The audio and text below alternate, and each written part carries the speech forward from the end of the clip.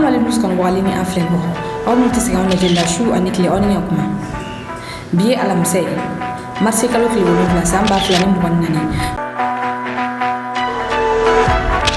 biye kuna fonu bambolo ko daw ko folop tal ke fem kan bama ka juyi atagi flata ka nyashi mal arme mo folo gra nyolo flana gra kurmali ni amora nyena magisal ni ali senegal jamana kuntigi ay aka gouvernement ci amna ko famel go mo soro no ko fonu kena konnana aw bismillah ko fonu kena konnana nyono kasubo mali atagira kunu shuro ka dugu je bila mko ka ngane do nyono ko sabe dugu jele mali arme communiquer ke akoka arme ya gira ka fo kunu shuro ko ba ma shota nyono kasubo ba ataki nga ko ce dum ko meno kuma bodu mayo ko kele ke jugu no fe akira sababu ba ma ti shu chama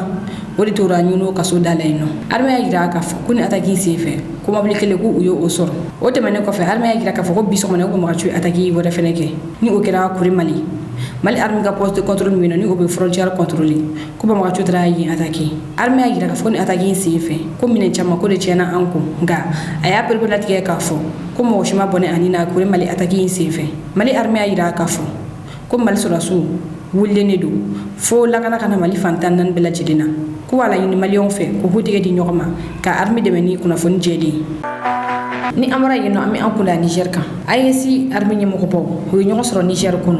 o yekle barake o barano no kun chere be kan soro oni nyoko che mi ye ni jamana sabar ni o Mali Burkina Niger yi a armi nyemo ko bo ya yira kafo ku bina force conjointe de blasing kan ni o militaire jakuli o sakaba makachi keleke o ya yira kafo ko lugal la ni femi bi o de kelemi ayesi jamana ko nana armi ga sega a joro fa yasa kelemi sega ba choyamna ugo ni ayesi jamana kele ni ba makachi kelebe uka kabina fo o kelemi a jamana to fla bela jilinka ko ola umna ni forcing blag sen ka jamana keleke na bela jilinko no wasaka de medu nyogoma kunun baran kun chele yo communiquer do kala ni o communiquer kala na Niger armi nyamo ko ba fe ali de bismillah liki oni ni an fara nyoka an communiquer kala ga yoron kunurna me nyoko fe. Nous avons saisi cette opportunité pour faire un point sur la situation sécuritaire prévalente dans l'AES que nous savons tous dégradée, mais qui est en phase maîtrisée avec le nouveau dynamisme observé dans la conduite des opérations au niveau des 3 pays de l'Alliance. Nous sommes convaincus qu'avec les efforts conjugués de nos 3 pays, nous parviendrons à créer les conditions d'une sécurité partagée. Un objectif au centre des préoccupations de nos États et de nos vaillantes populations, en quête de paix et de stabilité. Ainsi, nous sommes arrivés à concevoir une force conjointe des pays de l'AES, qui sera opérationnelle dans les plus brefs délais pour prendre en compte les défis sécuritaires dans notre espace. Je voudrais... Kuna funi flana bubula boraka chitike bubula ni ale radio baraka la mila hodono do ko sebe ka keni politiko kala me jamana kono ni wakati na premier ministre ni ajenyo ko koroni nyoche kun bubula aboraka jaroke jami kono ay chitike ni mo kono na ay ira fa ko M5 ngakele ko ay ulu faka unyena ma ku buga tar manga ko nite ulula ago M5 ngakele di kunye kana ni la fe malioma ago ngabi ko degum be malion ka ko ala drone bado bubula ya ira ka fo gon mo gon mu tage foyi fo ka keleke wure mani nyoche ago ko oyo ko mashuludi aya ira fene ka fo ko femni Abdel Kader Maïga ni ale premier ministre masunera mo gole ka bora ka jaro ke jam ko na ya ira ka fo ko premier ministre do gale no militaire nu jenyo gon fe ko femni ko ne Abdoulaye Maïga ko edwal mata ka nyashi premier ministre ma bubula ya ira ka fo kon premier ministre ko ni idoga yale do mo mo ye isigi ijatelende ijanyo kon korofe ko mun be to premier ministre yana ako ale fem famiyani ko ina ko joro nyi ndoro ni do ko nata ko ni maliko kundu ko mo mi isigi na tigitika ibuya ko ni ale bubula do walma ko Abdel Kader Maïga mi ko mayfo ko sisa ma sura bora premier ministre yala oni ni anga janta bubula ya daga ko man na me ka keni ni wale nunu yi mo be kan ngayele ame ni kuma do la me president ka bone hakilima ni sogal ga mo go la me ko sogal jatelente tele ko sora suta bona fula nya men dogoni Kader un homme que je respecte trop à Erebado M5 bela mutagani fo kore mutata koroke roya mbale bonyadi parce que c'est un homme véridique mais ne va faire cadeau ale ko dondula comme ministre d'état tarasogel sur conseil de cabinet la ka prena kuna fait e kadere min b'a fɔ la ne do sisan b'a sɔrɔ e démission randi ne b'a dɔn dusu min b'e la munna Sogɛli tɛ bolo munna aw ko k'a tɛ bonya k'u t'a bila bɔrɔsi ɲɛnama la k'u mako t'a la k'u bɛ kan ka mɔgɔw bila ka su a la k'a dɔgɔya mais bon ne ka sɔrɔ o ye tiɲɛ ye i bɛ to yen munna ni ka bon hakili ma ka ni c'est-à-dire ko in ye kabako ko de ye ne ɲɛna i b'a fɔ i bɛ si ko quoi aw ko k'u t'a bonya u tɛ fɛn sara a la u mako t'a la mais u bɛɛ la a bɛ yen a mais o tuma mun de bɛ yen wari min bɛ yen o de don wa parce que o ye ko in ye nin de ye o bɛ fɛn bɛɛ yɛlɛmara k'u b'a ɲɛnamini na an b'a dɔn wari ko in dɔrɔn de don wari min bɛ yen dɛ o de don vidéoman dɔw bɛ yen n'olu bɛ gulonne bɛ yiri in na dɛ wari min bɛ yen minnu fana b'a kɛrɛfɛ n'u bɛ bolo k'u b'a ka kɛlɛ kɛ wari min de don sinon a ye kalo 5 kɛ mankan tun sumayara o a bananen kalo 5 an ye mɔgɔ caman sumayalen o an bɛ ko in kalama koyi e tɛ bonya fɛn kɔnɔ o mako e yɛrɛ ka kuma o mako tɛ mais i bɛ mun ɲini ye n'u kumana ko faso ko tɛ minnu ta ye faso. kunnafoni sabanan IAM mɔgɔ 9 Manade dépôt dara olu de kan IAM ni ale ye Mali écoledenw ka tɔnba ye ni o bɛ wele ko association des élèves étudiants du Mali ni tɔn in a bilala sen kan 91 wagati min na Musa Tarawele ka fanga bɛ k'a dafiri nka san 30 o kɔfɛ a yira k'a fɔ ko nin tɔn a bɛ politique la wa politicien bɛ tɔn in kɔfɛ a kɛra sababu ye IAM yɛrɛ ɲinana a nakun kɔ ni o de ye ka écoledenw ka hakɛ ɲini yaasa Mali école ko a bɛ se ka san sɔrɔ cogoya min na bi IAM mɔgɔw o ye taama ni maramafɛnw de ye muru marifaw ani a ɲɔgɔnnaw février kalo tile 28 tɛmɛnen IAM biro sigi la u ye mugu ci ɲɔgɔn na a kɛra sababu ye ni ka mɔgɔ caman ni bana ni ka sifina kɛlɛ k'ale bɔnɛ a nin na fɛn min ye sanfɛ kalanso ministre ale ye communiqué kɛ arabadenw tɛmɛnen a y'a yira k'a fɔ ko IAM baara Mali fan 14 bɛɛ lajɛlen ko o lajɔra pewu sɛgɛsɛgɛliw kɛlen kɔfɛ mɔgɔ minnu nɔ yira nin ko in na polisiw tagara olu minɛ kunu an ye kunnafoni sɔrɔ k'a fɔ ko IAM yɛrɛ ɲɛmɔgɔba ni o ye a secrétaire général Sirima Ɲare ale ni mɔgɔ 8 Manade dépôt dara olu kan ni mun bila ka taa kasomoba la ni mɔgɔ ninnu a yirala k'a fɔ ko muru marifa ko o de yera u kun ani gaziw i b'a ye k'a fɔ sani ni décision in cɛ sanfɛ kalanso ministre a ko décision dɔ ta a y'a yira k'a fɔ ko sanfɛ kalanso écoleden 5 ko olu gɛnna pewu ka bɔ kalan na ni o mɔgɔ 5 sera mɔgɔ 4 olu bɛ bɔ UG de la o mɔgɔ fɔlɔ o ye Bubakari Kulibali ye ni ale wolola Konakiri mɔgɔ filanan o ye Jatu Jara ye ni ale wolola Bamakɔ o mɔgɔ sabanan o ye Musa Abdoulaye Traoré ni ale wolola Bamakɔ a mɔgɔ 4nan ni ale ye Sire Jomi ni ale wolola Kita ni mɔgɔ 4 bɛɛ lajɛlen olu tun bɛ UG de la o kɔfɛ u mɔgɔ 5nan ni ale ye musolaka ye ni ale tɔgɔ Sirabula Kante ale wolola Tomiya ale tun bɛ faculté de l'histoire et géographie de la a yirala k'a fɔ ko ni mɔgɔ 5 kelen-kelen na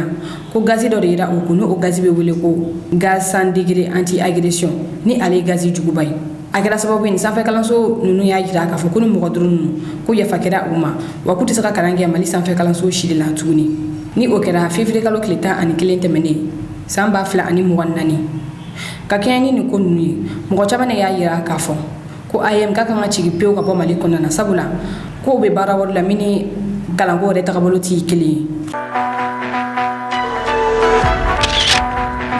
kunnafoni naaninan Imam Mamadou Diko Masura mɔgɔ ka tɔn ni o ye semasi Mali gouvernement y'a yira k'a fɔ ko nin tɔn in cira pewu ka bɔ yen nɔ kunu surɔ conseil des ministres kɛnɛ kan fɛn min ministre de l'administration territoriale ye colonel Abdoulaye Mayiga ni association bɛ sigi ale ka yamaruya kɔnɔna na a ye conseil des ministres ladɔnniya k'a fɔ ko semasi ni o ye coordination des mouvements associations et sympathisants de l'Imam Mamadou Diko ko nin tɔn kofɔlen ko a cira pewu ka bɔ yen nɔ conseil des ministres y'a yira k'a fɔ ko nin tɔn kofɔlen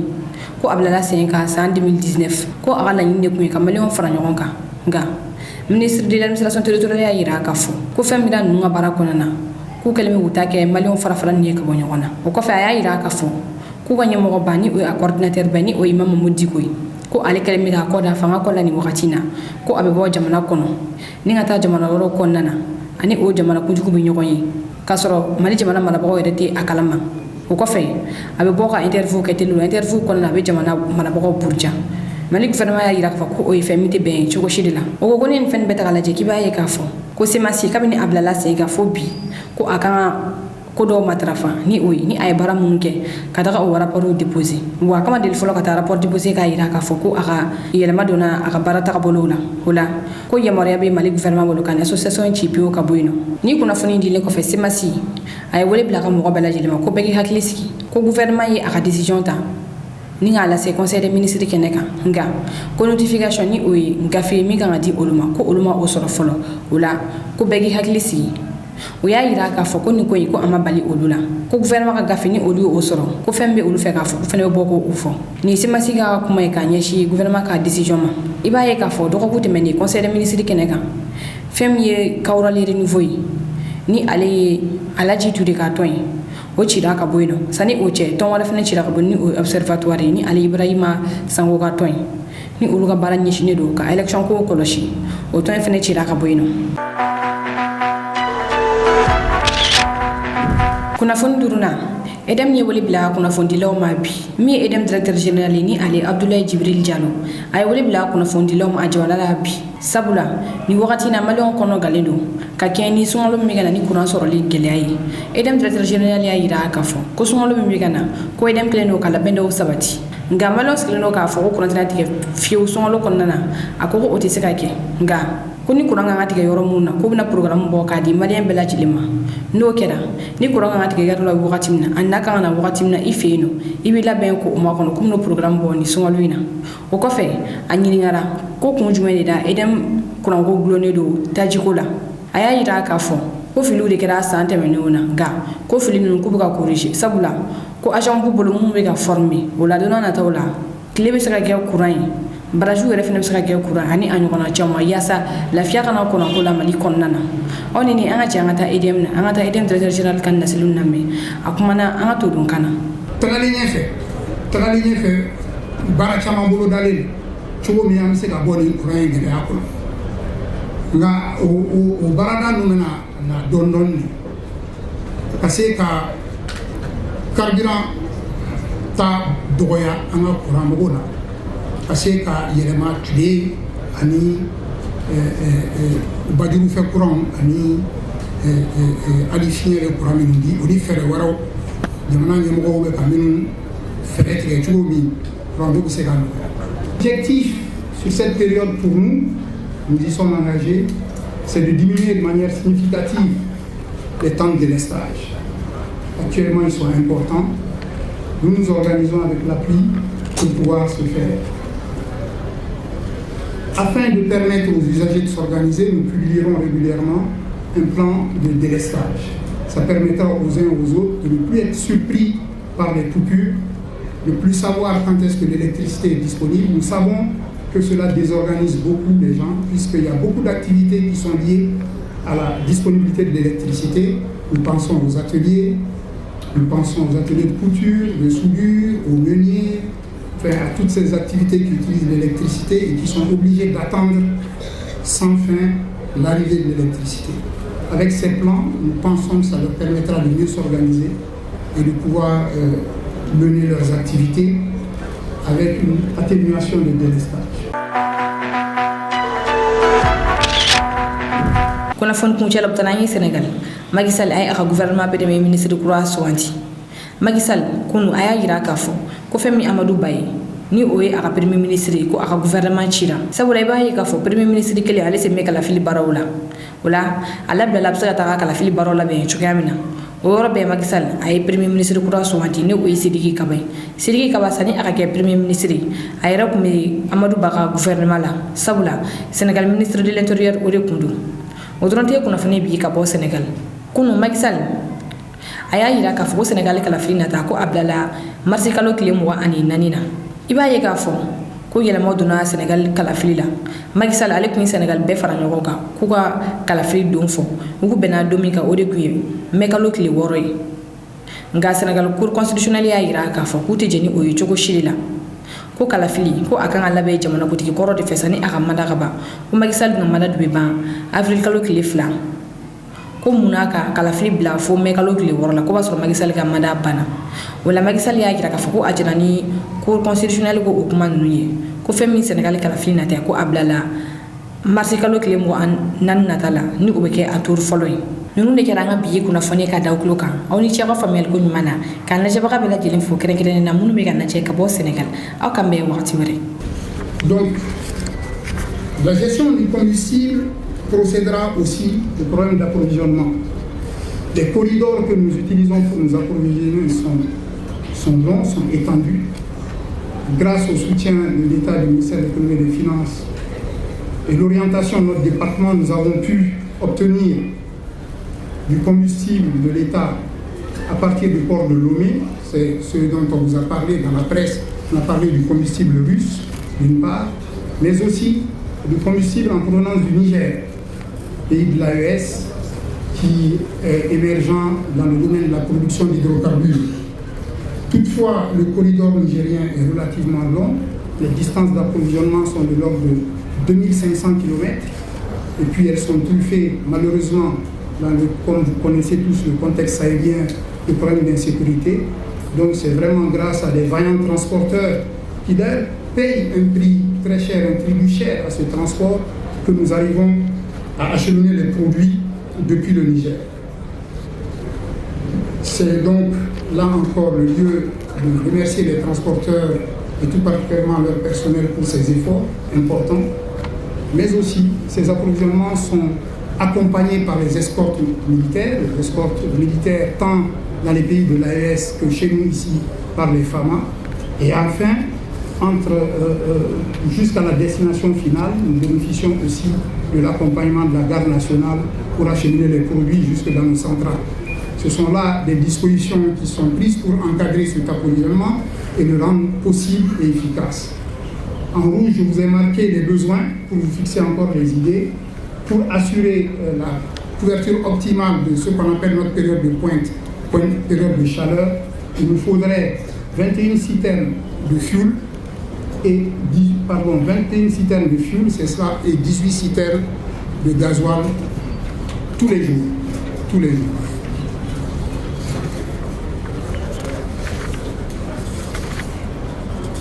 Alors, cette image illustre le transport des hydrocarbures. Je vous disais tantôt, sur l'année, pour assurer à 100% la desserte, il nous faudrait 11 000 citernes, c'est-à-dire pratiquement 1000 citernes par mois. C'est un peu pour vous fixer les idées d'ordre de grandeur des besoins pour couvrir nos besoins énergétiques. Cela nous conduit naturellement au Saint mois de Ramadan qui se profile. Nous sommes à quelques jours du Saint mois et naturellement il s'agit là d'une grande préoccupation pour nous, pour les autorités, les plus hautes autorités, afin que ce mois puisse se passer dans les meilleures conditions possibles dans ce contexte de crise énergétique. Nous allons donc vous présenter les mesures en tout cas prises avec l'appui des autorités pour pouvoir faire face à cette période. L'objectif sur cette période pour nous, nous y sommes engagés, c'est de diminuer de manière significative les temps de délestage. Actuellement, ils sont importants. Nous nous organisons avec l'appui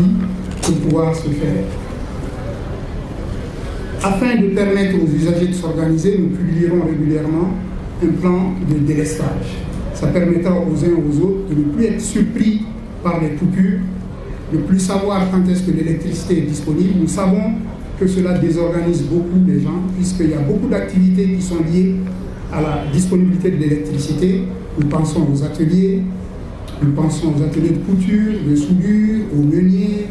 enfin à toutes ces activités qui utilisent l'électricité et qui sont obligées d'attendre sans fin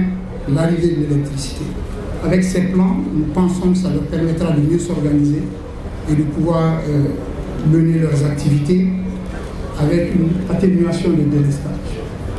Le défi, comme je disais tantôt, c'est la disponibilité en combustible. Cette disponibilité, alors, depuis janvier dernier, l'État a acquis des stocks de combustible, 42 millions de litres. Je disais tantôt, au Niger, 22 millions, au Togo, 20 millions via les Russes. Et pour ce mois de Ramadan, il y a 28 millions qui seront disponibles. Le challenge, que nous allons relever ensemble, c'est avec l'appui de tous ceux qui interviennent sur les corridors, c'est l'acheminement rapide de ces quantités. Elles sont déjà en cours de route, je dois le dire, l'assurer, pour nous permettre de constituer des stocks et d'assurer un approvisionnement continu en combustible. Les périodes dans lesquelles nous sommes, j'aimerais dire que nous avons dû les gérer pratiquement au jour le jour, c'est-à-dire sans stock. C'est pour cela que nous n'arrivions même pas à planifier des programmes, puisque nous étions tributaires de l'arrivée des citernes. Les dispositions prises ici, c'est de constituer des stocks, un approvisionnement suffisant pour sortir de cette situation aléatoire et pouvoir atténuer et donner des programmes d'atténuation de ce délestage. C'est un aspect très très important et pour ça, nous sommes engagés avec l'appui des autorités. Naturellement, le combustible ne suffit pas, mais je peux vous assurer, avec l'engagement de l'ensemble des équipes d'EDM, que tout a été fait pour rendre disponibles les machines, pour que les machines, une fois le carburant disponible, puissent tourner et délivrer le service. Tant les machines que nos postes et lignes de transport. Parce que vous savez, l'électricité, nous la produisons, nous la transportons et puis nous la distribuons chez chacun de nos clients. Donc nous devons prendre soin de l'ensemble de cette infrastructure qui permet de vous approvisionner en électricité. Sanga ani wakati aka grupo WhatsApp sanfɛla la aw bɛ se ka nin numero kofɔlen in wele ni o ye 91 41 40 84 o la condition fɛn fɛn b'a la yaasa aw bɛ se ka don an ka grupo WhatsApp la a b'o bɛɛ lajɛlen sɔrɔ nin numero in fɛ